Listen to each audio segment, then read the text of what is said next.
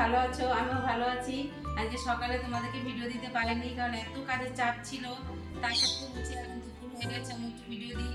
তাহলে চলো আসো বন্ধুরা, দেখো আমি কি কি রান্না করেছি আজকে।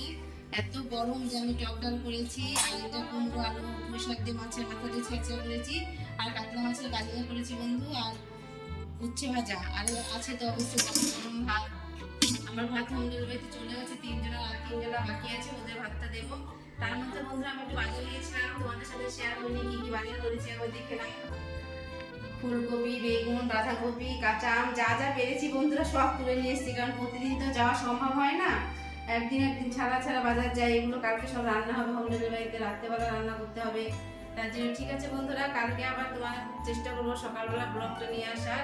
সবাই ভালো থাকবেন, আমিও ভালো থাকবো। আর যদি আমার চ্যানেলটা ভালো লাগে সাবস্ক্রাইব আর লাইক শেয়ার অবশ্যই করে দেবেন। নমস্কার।